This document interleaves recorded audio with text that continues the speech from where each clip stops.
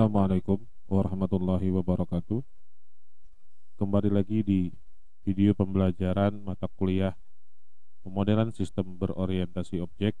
Kali ini di pertemuan 12 kita akan bahas tentang state machine diagram. Untuk state machine diagram ini ada beberapa poin yang harus kita pahami terkait nanti apa sih fungsi dari state machine diagram ini, yang nanti kegunaannya kita akan buat menggunakan Enterprise Architect sebagai softwarenya. Nah, poin pertama, state machine diagram ini adalah teknik terkenal untuk mendeskripsikan perilaku dari suatu sistem. Dan ketika sistem ini akan kita deskripsikan, ya, perilaku atau aktivitasnya, bisa kita gunakan state machine diagram dalam pemodelannya. Poin kedua, dalam pendekatan object oriented gitu ya, atau berorientasi objek, state machine diagram ini digambar untuk suatu kelas, ya. Jadi dia dari suatu kelas untuk menunjukkan perilaku dari suatu objeknya, ya, perilaku atau aktivitas dari suatu objek. Poin ketiga, state machine ini juga berisi state, ya, state itu keadaan yang terhubung oleh transisi atau peralihan. Jadi antar state nanti dihubungkan oleh transisi gitu ya. Jadi state ini, keadaannya ini akan dihubungkan oleh sebuah transisi atau peralihan. Setiap state atau keadaan dia memodelkan periode waktu selama kehidupan suatu objek di mana ia memenuhi kondisi tersebut.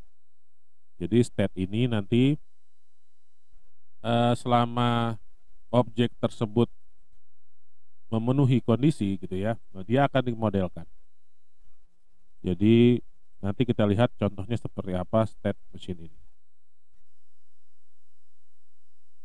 Berikutnya kita pahami lagi terkait apa itu state. State di sini adalah keadaan gitu ya. Kalau kita ngomongin state berarti nanti kita akan membahas tentang sebuah keadaan dari suatu objek. Nah, nanti keadaan ini atau state ini ya didefinisikan oleh sebuah nilai dari atribut dan dihubungkan ya atau direlasikan dengan objek pada titik waktu tertentu. Ya. Jadi seperti halnya diagram-diagram lain pada UML gitu ya. Tetap pasti nantinya gitu ya akan ada sebuah relationship atau menghubungkan dari satu objek ke objek yang lain. Contoh di sini ada objek pasien. Ya, ada objek pasien. Nah, objek pasien ini ketika nanti di state gitu ya atau dibuat sebuah state atau keadaan, nah dia nanti bisa dipecah. Jadi pasien baru, ya, pasien saat ini atau yang sedang diperiksa, dan pasien lama yang sudah mungkin lama berobat di situ. Jadi intinya dari sebuah objek gitu ya nanti bisa dipecah menjadi beberapa state. Contohnya pasien seperti ini. Ya, satu objek pasien dipecah menjadi, di sini ada 3 state. Pasien baru, pasien saat ini gitu ya. Atau dan pasien lama. Kemudian ada event. Event ini akan menggambarkan kejadiannya gitu ya. Apa sih proses yang terjadi? Ya, event atau kejadian adalah nilai yang mendeskripsikan suatu objek yang mengubah state suatu objek. Jadi event ini biasanya akan ada di sebuah transisi nantinya. Gitu ya. Jadi peralihan itu nanti akan bergabung dengan sebuah event. Jadi kejadian apa sih dari sebuah state, misalkan pasien lama atau pasien baru, nah dia akan mengeluarkan event apa gitu. Nah, ini nanti kita lihat. Lalu ada transition atau transisi. Transition ini atau peralihan adalah suatu relasi yang mewakili pergerakan dari suatu objek dari satu state ke state yang lain. Tadi ya, saya bahas di event sebelumnya bahwa ketika sebuah state akan dihubungkan dengan state yang lain, nah itu penghubungnya adalah transition, ya. Yang mana transition ini nanti akan ada event di situ. Jadi ketika transition tidak hanya mentransisikan state ke state, tapi harus ada sebuah event yang menggambarkan peralihan dari satu state ke state yang lain. Nah, contohnya di sini beberapa transition itu memiliki guard condition. Artinya di sebuah transition akan ada sebuah nilai boolean, ya. Boolean itu kan mengenal nilainya true atau false. Yang mana nanti transisi ini diperbolehkan terjadi jika kondisinya adalah benar.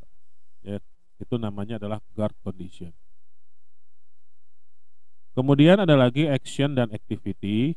Action di sini proses yang tidak dapat diuraikan dan tidak dapat diganggu. Ya. Sedangkan activity adalah proses yang dapat diuraikan dan dapat diganggu. Nah, kebalikan ya. Jadi action ini adalah aktivitas atau proses yang memang tidak bisa dipecah lagi atau diurai. Sedangkan activity, ketika ada activity keluar di situ nanti berarti prosesnya ini bisa kita pecah lagi, gitu ya.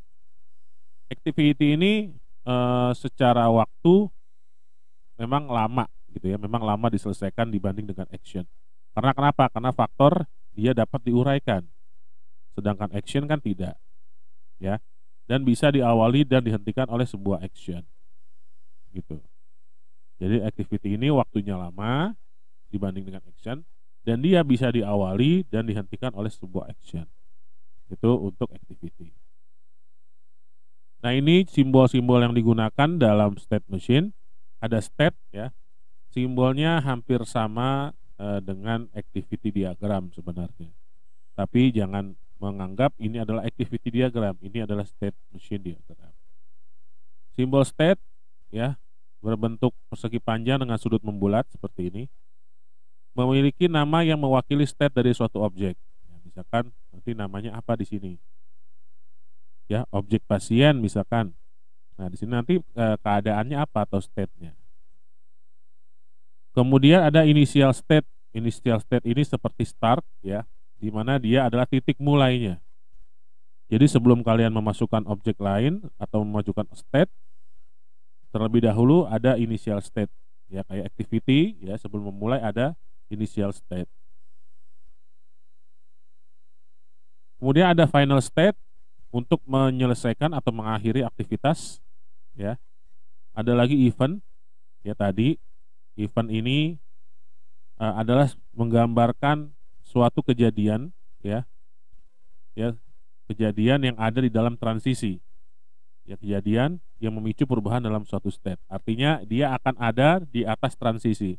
Ketika berpindah dari satu state ke state yang lain menggunakan transisi, nah event ini akan mengikuti, gitu ya. Kemudian frame ini konteks state machine. Misalkan gini, kita akan bahas state machine apa? Pasien kah? Atau state machine pembelian kah, gitu ya? Atau state machine pemesanan? Nah, konteksnya ini akan ada di frame. Jadi nanti nama frame-nya ini harus kalian tuliskan di sini. Misalkan pemesanan, ataukah pembelian, ataukah penjualan. Nah, nanti di dalam frame ini barulah state antar state berelasi. Jadi jangan pernah membuat state, ya, initial state, state dan final state di luar dari konteks frame.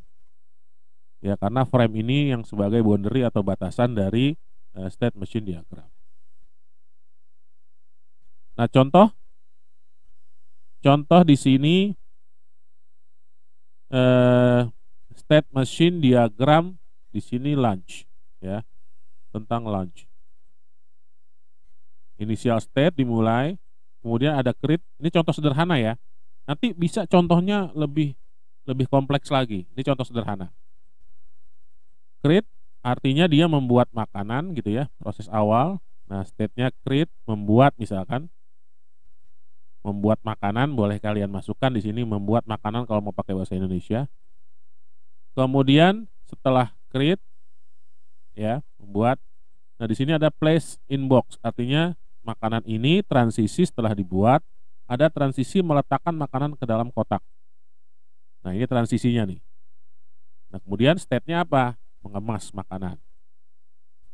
Setelah diletakkan, artinya pergerakannya gitu ya, diletakkan, kemas makanannya. Nah, ini state-nya. Setelah state mengemas makanan, nah, take out of box, artinya kita mau dimakan nih ya, mengeluarkan makanan dari kotaknya. Nah, setelah mengeluarkan makanan dari kotaknya, nah keadaan state-nya ini apa? Being eaten atau makan.